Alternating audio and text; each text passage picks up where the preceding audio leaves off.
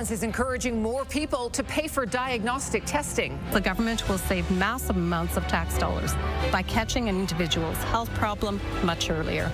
Depending on results, you might even be reimbursed, but it's unclear what conditions will qualify. Plus, if teachers are ordered back to work next week, will they go? If we are mandated back to work, this is not going to get solved properly. The ATA says it just can't waver on class size ratios. 40 is the new 30 here in Alberta when it comes to certain high school classes. And this bartender's got bite and passed the test to serve. The province doesn't know if or who is taking the training. A stunt at the pub to prove how easy it is to be certified to pull pints.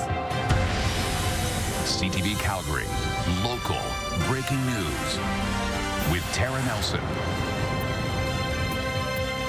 Hello and thank you for joining us. We begin with breaking news. The province says it may now reimburse Albertans for privately purchased diagnostic screening. In proposed legislation, that will only occur if the tests find a significant or critical condition that you did not know you had. This means more tax dollars will be available for strengthening the public healthcare system right here in Alberta. But most importantly, more Albertans taking greater proactive control of their preventative health screening will save and improve lives. With more preventative health clinics and equipment, Albertans will have more choice, more services, and earlier detection of the diseases and conditions that would otherwise take too many loved ones away from us far too early. The government released this video today, the Premier and the Health Minister saying adding more private scans will deliver faster care, improve health outcomes, and reduce strain on the public system. They also hope to attract new investment in diagnostic technology and facilities while enabling early detection of developing health conditions. Tyson Fedor joins us now with more. And Tyson, some public health advocates say this is just another step toward an American-style system. Well, Tara, Friends of Medicare are saying this will encourage queue jumping for the most wealthy, creating a two-tier system. The private diagnostic testing would include MRIs, CT, and full body scans along with blood work. Now, the government defines a significant or critical health condition referring to a medical issue that poses a serious threat to a person's health, function, or life and typically requires timely diagnosis, treatment, or ongoing management. These conditions can be acute, such as a heart attack, stroke, or sepsis, or chronic and progressive issues such as cancer. Diagnostics leading to routine hip and knee surgeries likely would not make the cut, although Albertans living with chronic pain could certainly argue their basic functioning is threatened. Since 2023, despite a rise in the number of CT scans being done, the wait list grew by 44%. It's also the same story for MRIs. In fact, the wait list in Calgary is currently the longest, with patients facing 426 days before getting an MRI. Alberta spends about $1 billion every year on diagnostic imaging. We're putting up barriers and we're creating a two-tier system. It's American-style healthcare. If you have the money, you'll get access, and if you don't, you won't. And they kept talking in both the release and the video about how they'll continue to prioritize the medical need first, whether it's a public or private facility. But it's already happening that private facilities are allowing queue jumping. That's why we're being punished under the Canada Health Act. The government says it will conduct stakeholder engagement on this proposal, but it is expected to pass in the legislature with the UCP majority. Tara? Okay, Tyson, thank you. The Alberta Teachers Association says the government plans to legislate teachers back to work. The strike has reached for 3 weeks now. In that time, teachers haven't been paid, and students and their families have been scrambling. Labor relations experts say they're watching closely to see how the government writes this legislation and then how the union responds. Here's Stephanie Thomas.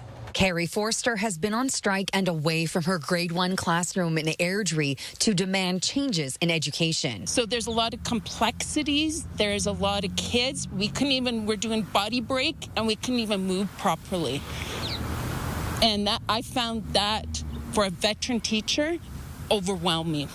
She hopes that an agreement can be reached at the bargaining table before the province legislates an end to the strike and to justify her unpaid time spent away from her passion as a teacher. Government wants to kind of brush it under the carpet and just mandate us back and not deal with it. The Alberta Teachers Association says it's preparing for the government to legislate teachers back to work.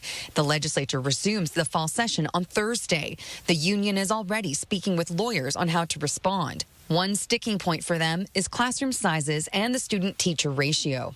There's only 2 provinces in the whole country that doesn't have any kind of protections within a collective agreement around class sizes and student-teacher ratios. One labor relations expert says he is watching closely to see what the union may do after legislation is tabled and whether teachers fall in. And for the union, there's a risk that they might turn on the union, because their frustration's got to go somewhere. So it's either going to go up against the employer and the government, or it might go against the union. So if the union's wise, they would be channeling that anger towards the provincial government, which is probably not that hard. The Alberta Federation of Labour says other unions under negotiations are also prepared to rally against the province. They can't just use their legislative power to impose a contract without negotiation. That breaks the Constitution. Legislation would likely pass through quickly, despite the NDP's plans to block it. It violates their right to actually advocate for themselves and for their students and for their co-workers, and it doesn't solve the problem. And Stephanie joins us now. So, Stephanie, what are the options left for Alberta teachers if that legislation is passed, presumably on Monday? Tara, labor relations experts tell me that there are 3 possible outcomes that could result in the near term.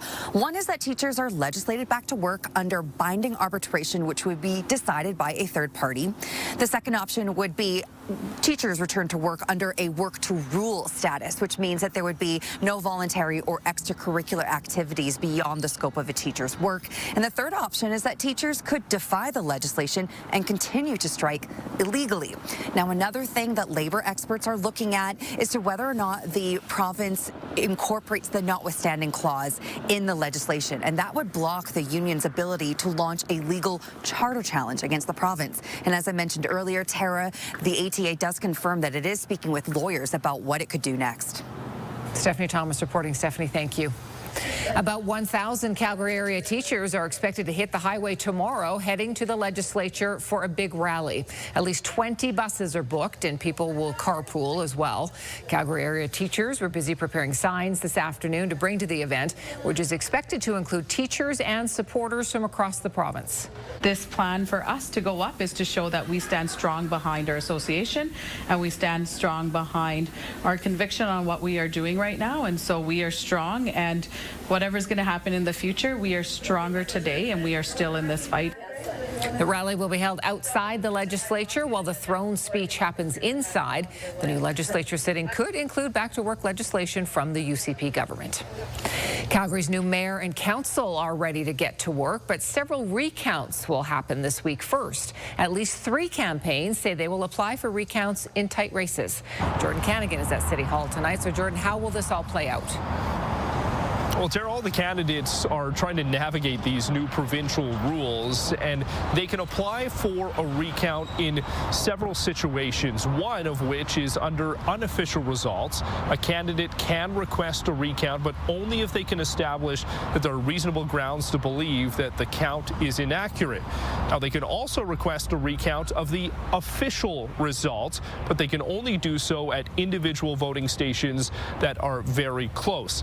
Those official results won't be coming until noon on Friday. That's when it's likely we'll see more of those recount applications actually go through. We know Sonia Sharp's team, for instance, will request one. We're also expecting recounts in wards 9 and 12. Once those recounts are all completed, council is sworn in, it will be right down to business. And one of the biggest issues they are expected to navigate fairly quickly is a promise from some of them to repeal blanket rezoning. Many Calgary candidates pledged to do it. Now the new council will have to follow through with the work. Yes, it speaks to the need to repeal blanket rezoning. We're going to be starting the initial conversations about the mechanics of that with the incoming council. But it's very important to also focus on the replacement approach. Blanket rezoning was a top campaign issue, with candidates sparring over whether to repeal it or keep it. The conversation will start right away. I know based on the elected members of council, it's going to come. The discussion's going to come. I'm open to having that discussion, but I need to make sure that we are leveraging that discussion for the infrastructure. While Jeremy Farkas promised to repeal it, he'll need the support from the majority of council. The group advocating for the end of upzoning thinks the votes are there. Well, I think we're cautiously optimistic. I think there's a healthy mix of new members on council. There seems to be sort of 6 or 7-ish that are supportive of removing reducing blanket upzoning, reversing it rather. But completely removing blanket rezoning would require another full public hearing. The last one went on for weeks with hundreds of speakers. Some new councillors believe major amendments are a better path than starting back at square one. I don't know that we necessarily have the rules around what the built form of the rezoning looks like. Getting in and fine-tuning that is critical, but repealing it is not what I stand for. I was firm on the fact that I wasn't a supporter of repealing. I'm open to finding some amendments and some parallel policies that help us manage it better and make it more effective, because ultimately for me, we have a new land use bylaw that's going to be on the table for this council. So even though recounts will be happening and official results of the vote won't be known until Friday, orientation for some of these councillors already set to begin. Some of those rookies will start their orientation tomorrow, others on Friday. The official swearing in for the mayor and councillors will happen 1 week from today. Tara? Okay, Jordan, thank you for that. Well, Calgary saw a significant drop in women elected to council. Just 2 women have secured seats this election, marking the lowest level of female representation in more than a decade. Terry Fikowski is in Bowness tonight, and Terry, Ward 1 is one of the very few to send a woman to City Hall this time. Kim Tyers will be a new face in council chambers after narrowly defeating another woman running in Ward 1 by just 474 votes. She will be joined by just one other female colleague on council. That's Jennifer Wines, who will be was re-elected in Ward 2. Now, 2 is a drop from the 5 that we previously saw on council, and is a significant step back as well from the historic milestone then when Jody Gondek was first elected Calgary's first mayor 4 years ago. A first-time meeting between incoming Mayor Jeremy Farkas and returning councillor Jennifer Wines. I want to learn from all my colleagues that are coming in. I have to understand what their goals are. But there will only be one other female face in chambers, newcomer Kim Tyers in Ward 1, despite women running in all but 2 districts. The pair represents 13% of the new council, the lowest proportion of women since the 2013 election. I wish it was higher. I wish we were able to sustain sort of the efforts made in 2021. But I think it's also a reminder that that progress is fragile. That year, 5 women were elected to council, including Jody Gondek as the first female mayor in the city, a historic achievement she's proud of. No one's taking that away from me, and no one is taking that away from the fact that there will be more women who will be the mayor of this city. Just because I'm done doesn't mean women are done. Gondek faced targeted harassment over 4 years, as did her female colleagues. During the campaigns, you would get dick pics sent to you.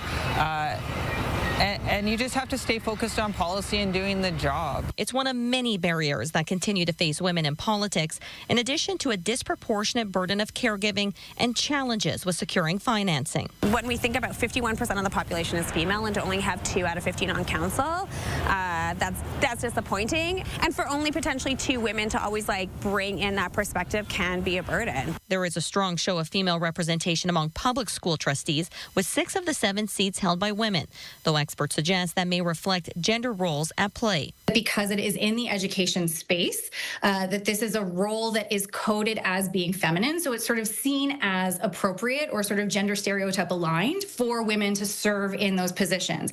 As some women return to pack up and others for work, a reminder the glass ceiling is far from shattered at City Hall. Terry Fikowski, CTV News, Calgary. Another female candidate, Sarah Ferguson, says she plans to request a recount in Ward 12 after losing by just 29 votes to Mike Jamieson. Well, the ballots are all finally counted in Lethbridge's mayoral race. Blaine Higgin has been re-elected for a second term with 44% of the vote, beating 3 other candidates. The city discovered today that numbers from 1 ballot box for mayor were entered twice. The error has been corrected and the outcome is not affected. You're watching CTV News, Calgary. Emergency crews have received more than 160 calls over just 3 days for fireworks complaints. They come as many Calgarians celebrate religious festivals, including Diwali. One firework landed on a balcony in Saddle Ridge late Tuesday night, lighting a planter pot on fire. Fire crews were able to put it out before it spread.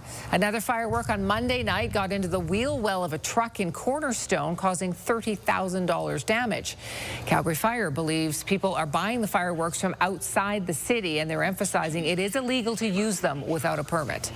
We recognize that I believe this time of year is Diwali, which is a specific cultural celebration. Now, fireworks are a risk no matter what, so our bylaw is in effect the entire year. So Canada Day or any other times that people can have access or would want to use fireworks, it's the same bylaws all the time.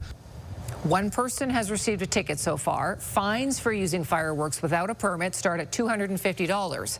While there have been close calls here, a homeowner in Edmonton has nearly $200,000 worth of damage after an illegal fireworks display nearby struck his house. Well, it was another glorious fall day. Danielle joins us now. We just kind of want to stretch this out as long as we can.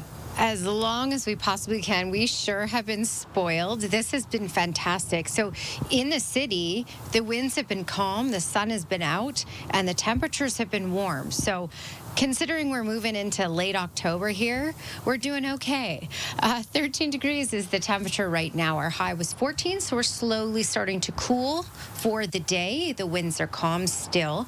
And tomorrow, we're looking at another calm day with regards to the winds. We're looking at another bright one with the sunshine and a high a little warmer than today of 16, believe it or not. Your full forecast is just ahead, Tara. Thank you, Danielle. The second round of voting for Alberta's new license plate is now live, with just 4 plates left to choose from. That's down from 8 options last week, and Albertans are asked to vote online. The final 4 plates include the standard red on white, Moraine Lake, an Alberta flag with mountains, and ranching cowboy and pumpjack. In addition to the new images, the plates feature a wild rose flower and a new slogan, strong and free. Service Alberta Minister Dale Nally says 150,000 Albertans have voted so far at alberta.ca/pick-a-plate. The PM is making a primetime speech to Canadians. 4 key themes tackling the economy and trade before the fall budget is released next month.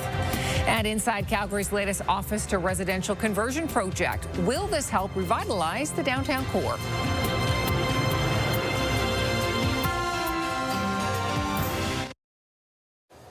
Breaking news in Ottawa tonight, Prime Minister Mark Carney has just delivered a primetime speech about the economy with the budget less than 2 weeks away.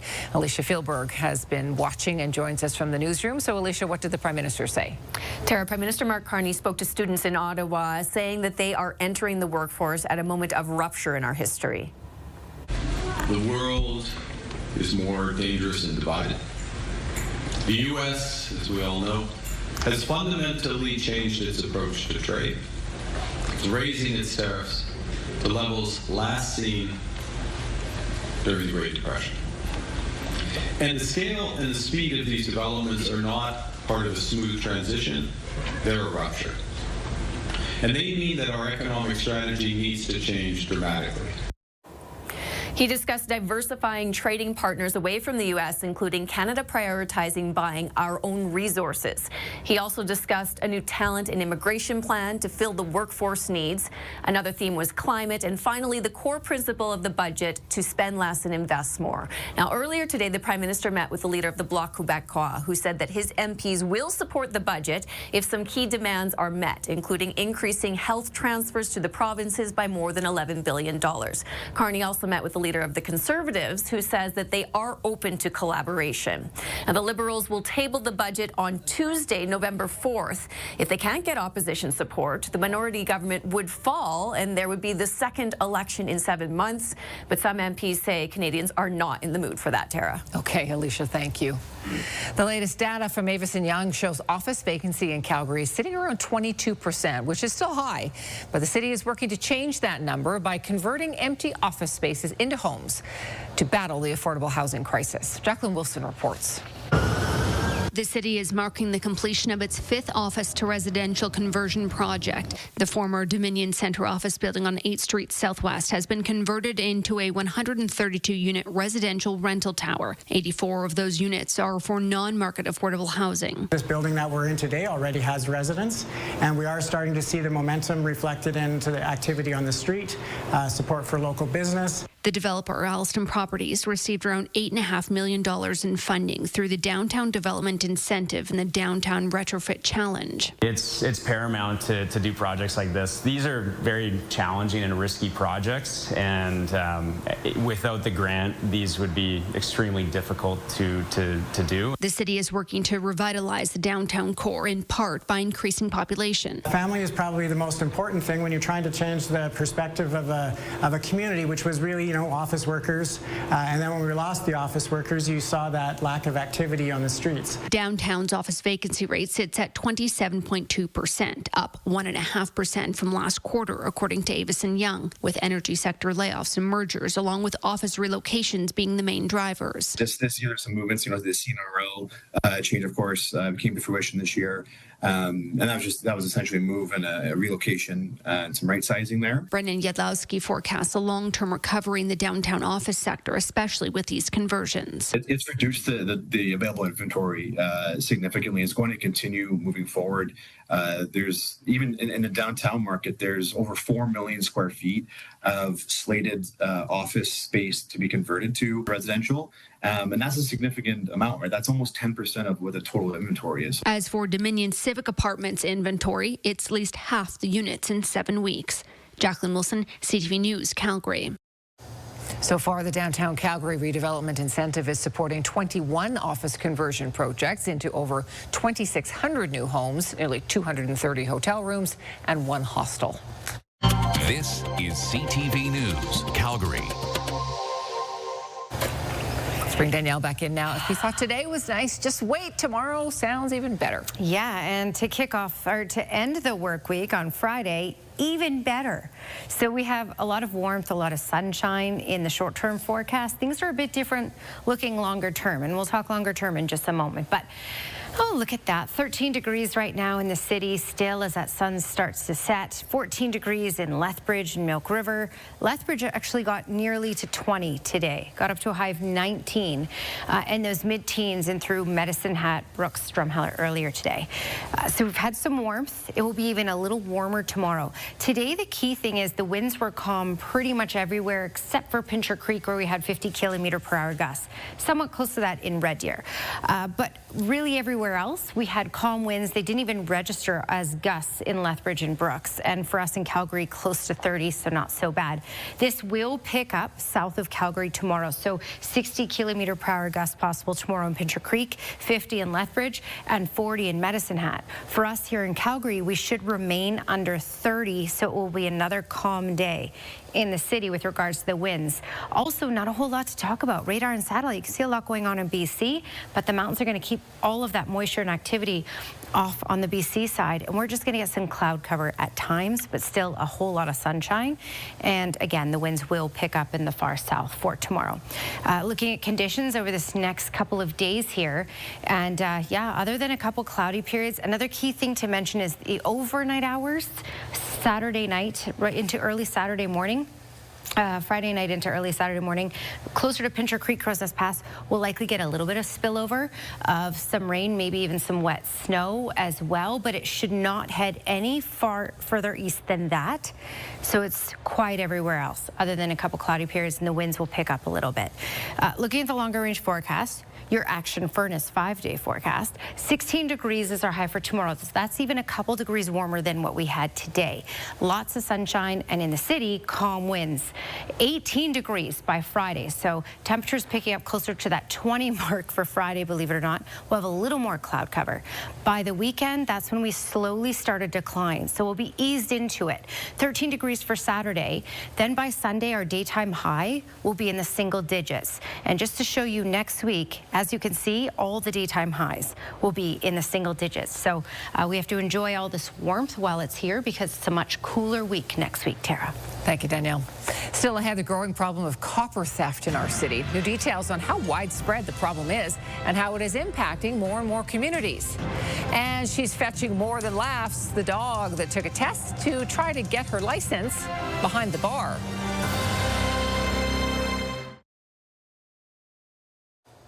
Copper wire theft is a growing problem in Calgary, and it is causing extensive damage to infrastructure. Police say there have been 40 reported copper wire thefts in Calgary this year alone, causing over $1.4 million in damage and losses. The thefts pose a risk to public safety and to the technicians who make the repairs. Utilities and telecommunications are targeted, leaving communities without electricity, internet, or emergency communications. And that, of course, can lead to dangerous situations where people can't call for help. It affects 911 service. So for customers that only have dial tone phone, they cannot contact 911, they cannot contact the police, they cannot contact family. And if they have an emergency alert device, that device will not work or operate. So it is pretty significant. Thefts usually take place overnight when repair crews normally do not work. Alberta's ProServe certification is supposed to keep the public safe by training bar staff to understand the dangers of overconsumption and impaired driving. But as Kevin Green reports, there are serious concerns about that program because it's so simple, even a dog could pass the test. Meet Phoebe, the only dog actually qualified to be behind the bar. She's 57 in dog years and successfully obtained Alberta's mandatory ProServe certification, the same training required for humans who serve alcohol. Very proud. You know, she's been leeching off us for about 9 years, and it's about time that she's able to step out in the workforce and pay some bills. You're reaching through. Sure. All joking aside, Phoebe's certification raises serious questions about the integrity of the system managed by the Alberta Gaming, Liquor and Cannabis Commission, which is why Cognizance, a training and assessment security company, recruited Phoebe to challenge the test. We think of how long this program has been in place. We need the systems to be checked to make sure it's meeting the intent. Otherwise, it ends up just being a tax on the time and the money of Albertans. Phoebe's owner used AI to take and pass the test. That it can be so easily fooled is no big shock to those working in the industry. Do you know, not particularly surprised. It's unsupervised, so anybody could do it. I could send it over to my mum in Scotland and she could complete the course for me. ProServe testing is designed to ensure those working with alcohol understand their legal and safety requirements. If tests can easily be bypassed, that's a big problem, says Mad Canada. To hear about situations where the system can be bypassed or cheated, and so people who are getting their certificates really haven't done the work. It's concerning because I think it ultimately puts everybody at risk. AGLC admits it doesn't require identification and expects employers to be sure staff are compliant. In a statement to CTV, a spokesperson wrote, employers are required to maintain accurate personnel records and are responsible for verifying the identity of the individual. AGLC can also revoke ProServe certification, which is what happened after CTV inquired about how Phoebe got hers. Kevin Green, CTV News, Calgary. Now, this isn't the first time Phoebe has acquired certification meant only for humans. She has a Canadian boating license. She's completed job site safety courses and completed an online defensive driving test. For a link to her website listing her over 150 credentials, you can head to our website. A new twist on a Halloween classic. The Legend of Sleepy Hollow opens tonight at the Martha Cohen Theatre. We will have a sneak peek.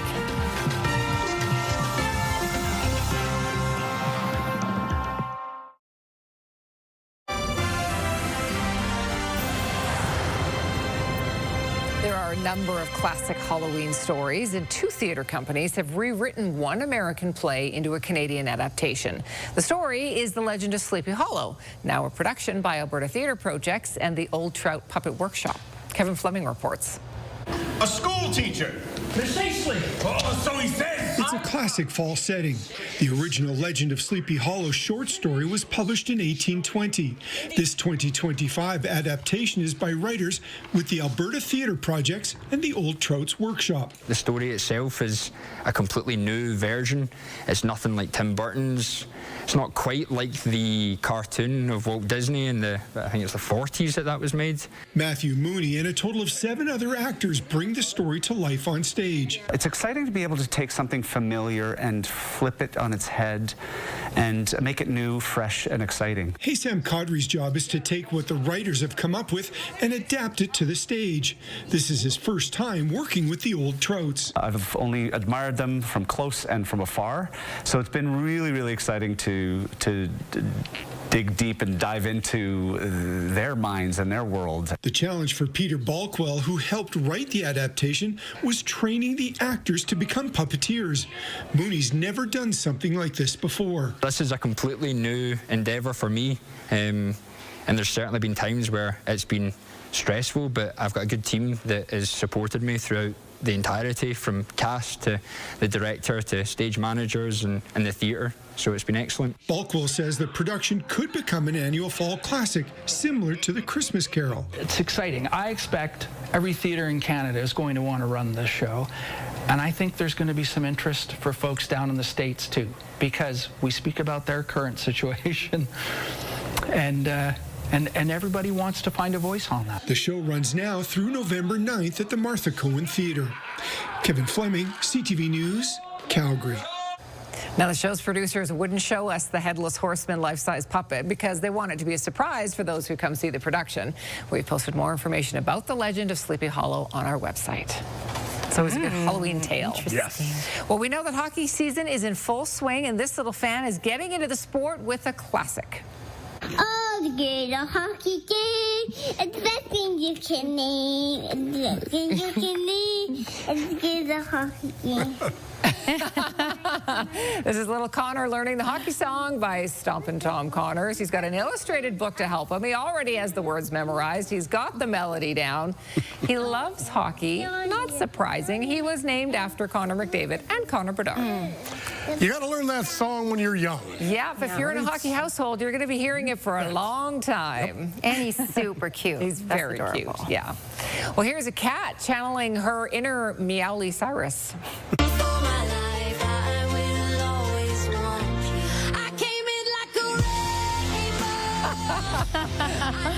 Yes. If you've seen the video, then you understand this one. Pickles coming in like a wrecking ball. Oh. You can tell by the holes in that shower curtain. I was That's just not the first time she's done this. Pickles is caught red-handed, or red-pawed, should I say, right? That might be Pickles' favorite game, actually.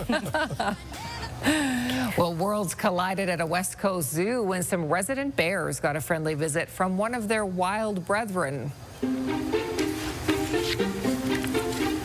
All right, this is the Sequoia Park Zoo in Eureka, California. Several bears are in captivity. 3 of them got a taste of the outside world when a wild black bear snuck into the park and was mingling with the enclosed bears through a fence. These are the enclosed bears. Officials say the visiting bear was very polite, curious, not aggressive. They suspect it made its way in by using its tree climbing skills. Oh my. Park workers later opened a gate and the wild bear eventually just wandered back out again. Like, See you later. I'm just going to eat some of your food for a little I'm bit. going to take that food and then I'm out of here because I'm freewheeling and I don't want to be behind bars. Yes. That's right. Well, it's been a good year for people invested in gold, but this week, not so much. Another day of precious metal losses. Our business report is just ahead.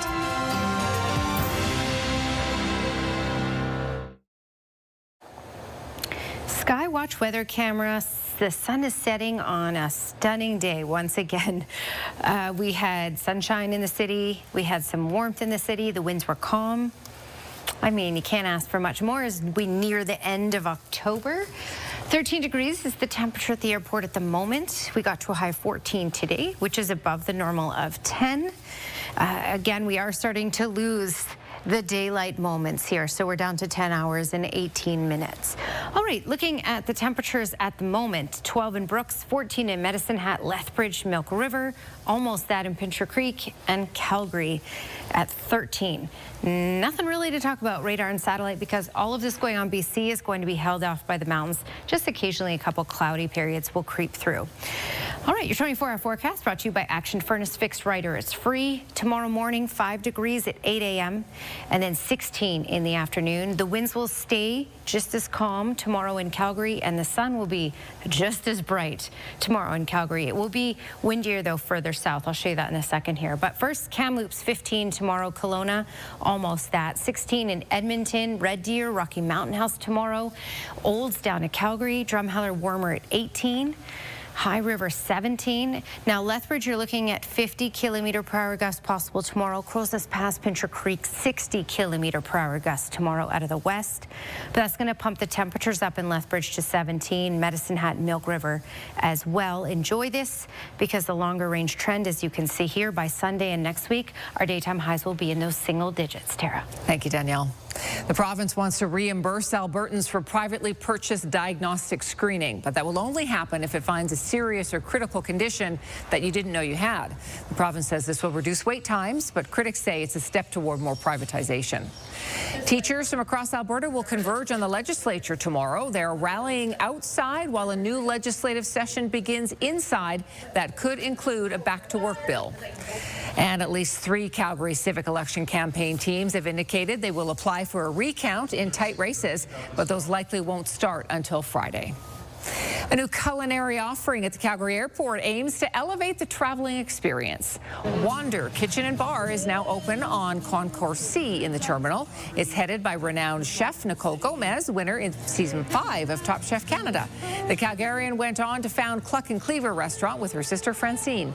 Now she's looking forward to providing comfort food for travelers. You're going to find a touch of everything that you need here that's made from local, well-made dishes that are comforting as you're in your journey en route home or en route to somewhere exciting. Gomez says she named the restaurant in honor of all wanderers like herself. Gold started the day in decline after taking a big hit Tuesday. BNN Bloomberg's Marilla Fernandez has more on that.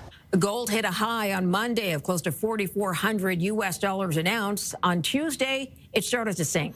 The precious metal dropped more than 5% yesterday, which was the steepest one-day price drop in more than a decade. It lost another 1.5% earlier today before starting to recover. But gold has had a banner year overall, gaining over 50% as countries turned away from the U.S. dollar and towards gold as a safe haven. Here are the closing numbers for the day. The Canadian dollar is up to 71.51. West Texas Intermediate crude is up to 58.50. Western Canadian Select up to 45.07. And the TSX is up 94 points today, but still under 30,000. Those are your business headlines. I'm Marilla Fernandez. More than 120 deserving children are spending the day at Disneyland thanks to a local charity. The kids boarded their special flight at 4 o'clock this morning. Every year, Dreams Take Flight sends children going through medical, mental, physical, or social challenges to California, where they visit a world-renowned theme park in a one-day trip. This year, 126 kids are taking in Disneyland. The Saddle Dome is always loud when the Montreal Canadiens are in town, and the Flames face the added pressure of ending this 6-game losing streak. Glenn has that for us next.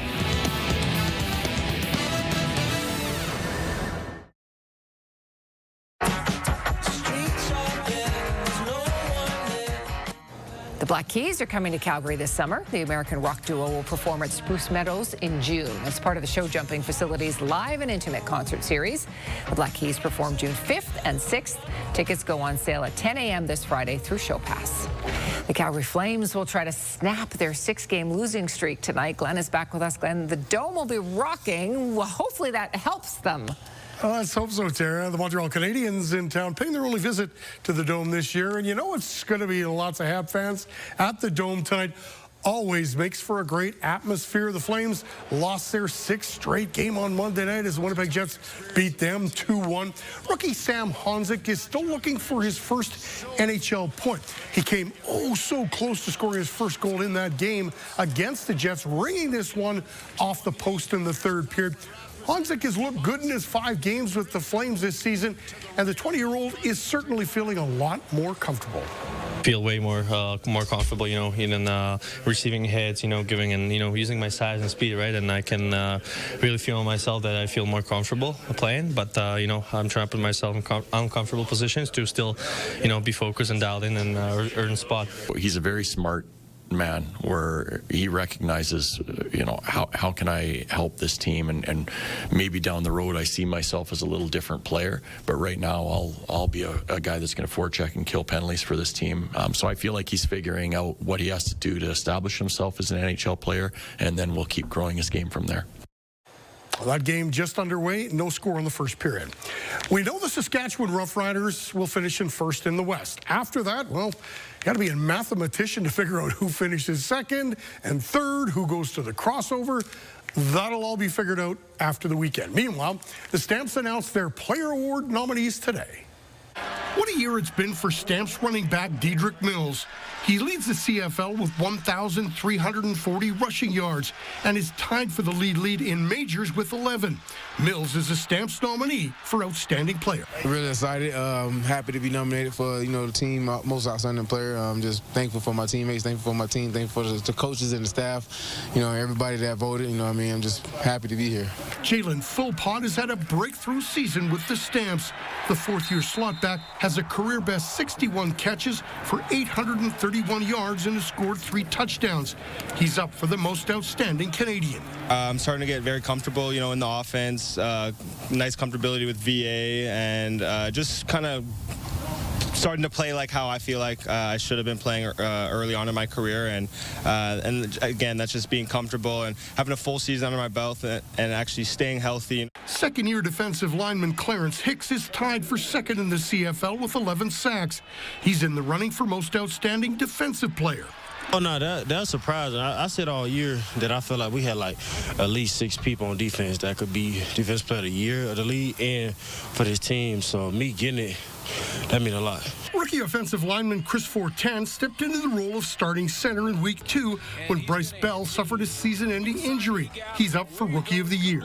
It means a lot. It just showed that the work I'm doing all year and for my prep for the season and the work I'm doing with the rest of this St. Peter's O-line with Zach, it's